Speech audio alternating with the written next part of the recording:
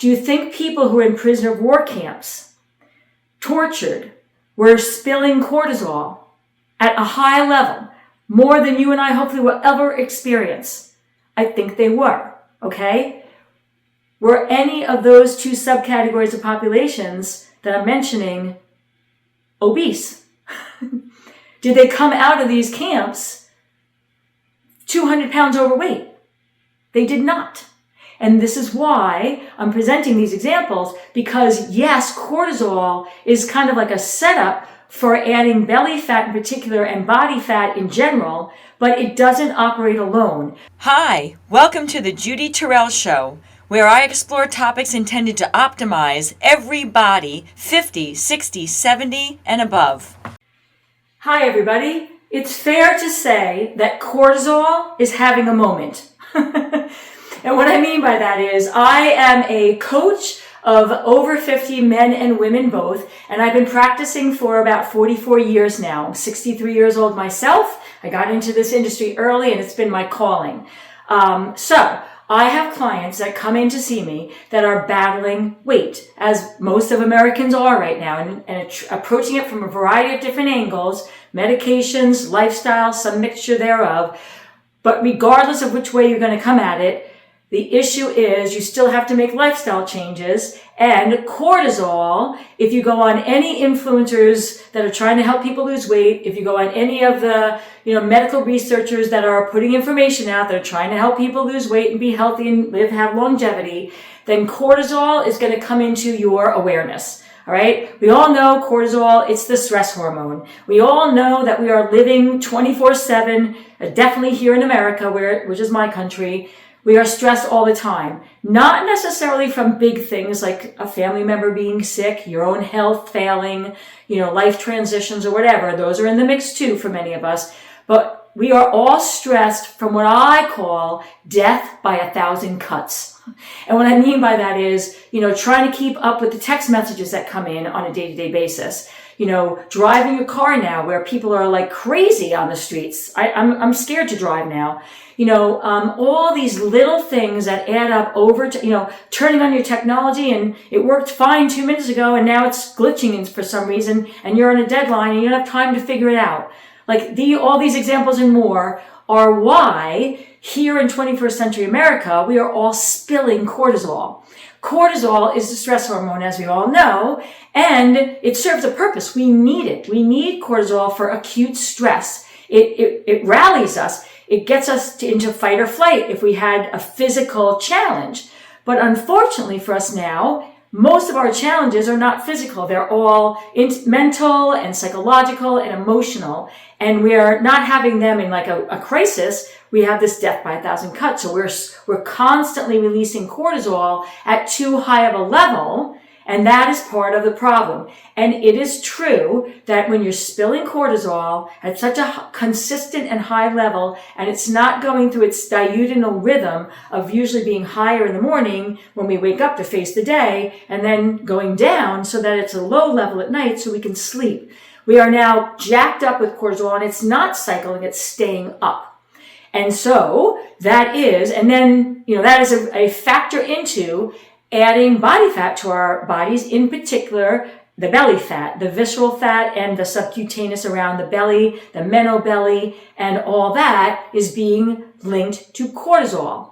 And rightly so. Cortisol, when we're under stress, when we're supposed to be running away from something, it will throw sugar into the blood from the liver, and that's because we need the energy to run away or fight something, okay? We don't need to do that when we are having the stresses that I just described. And so now we've got this chronic high blood sugar that has no outlet. And that is part of the reason why cortisol is being linked to, not being able to lose weight. But let me expand that now, because here's where the problem lies. I have so many clients that come in and they're like, it's the cortisol and that's why I'm not able to lose weight. And that is not 100% true. As a matter of fact, it's a bit misleading. And let me give you an example, 2 examples, and they're going to be horrible. I'm going to apologize for them right up front because they're upsetting, but they're going to drive home my point. Okay? Ready? Do you think the people who were victimized in the Holocaust were spilling cortisol on a day-to-day basis? I think they were. And I think they were spilling it at a level that I hope that you and I never experience in our lifetimes. Do you think people who are in prisoner of war camps, tortured, were spilling cortisol at a high level, more than you and I hopefully will ever experience? I think they were, okay? Were any of those two subcategories of populations that I'm mentioning obese? Did they come out of these camps 200 pounds overweight? They did not.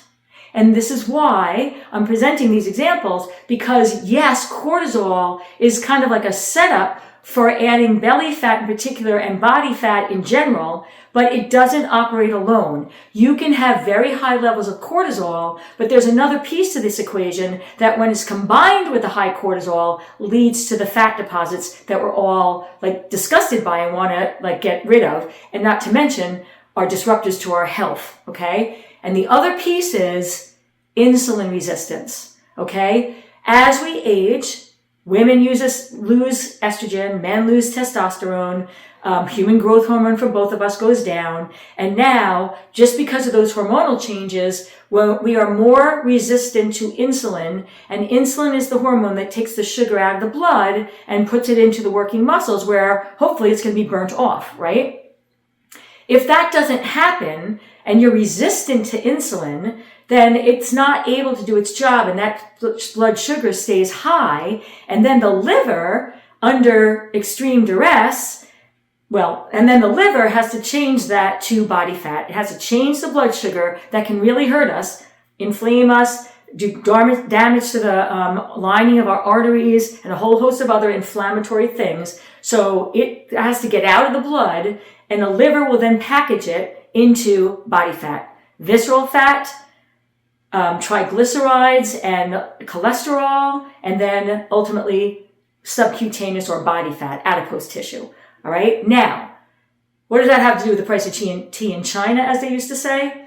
So now, if we are insulin resistant and we're spilling a lot of cortisol because we're under high stress, and we live in the food environment that we live in right now, which is full of ultra processed, very tasty and pleasurable foods, and we are under stress, so they are more apt to turn to those foods to kind of lick our own wounds. And now we are insulin resistant, so those things are shooting up the blood sugar, and we are not able to process that as much, and we're turning to these foods more so as a self-coping mechanism because of stress, and at the same time we're spilling cortisol. Then that cortisol high, the drive to consume foods to kind of medicate ourselves that happen to be high insulin, spikers, and then we're insulin resistant, so the insulin's not doing its job.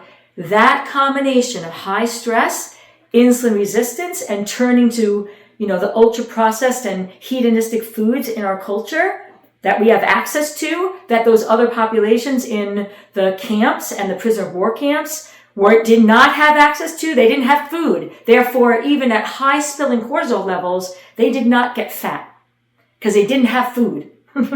We have the food. We're using it as a coping scheme. We are insulin resistant, so that now as we're older, by doing that when we were younger, maybe we got away with that. We didn't get that belly fat buildup, but now that we're older and insulin resistant, that cortisol level being high, stress level high, spilling cortisol, turning to food, having insulin resistance, there is the perfect storm, okay? And I want to explain that to you because I feel like the information that's out there is correct, but it's very misleading. And I see it, in my clients day after day as the new clients are coming to me. I have to now kind of back them up and explain this and then help them to design both a stress management program, a workout program, because working out can help to burn off that, blood sugar that's being spilled because of the cortisol and the stress, and what food choices to make, not cutting out carbohydrates completely, but choosing the right ones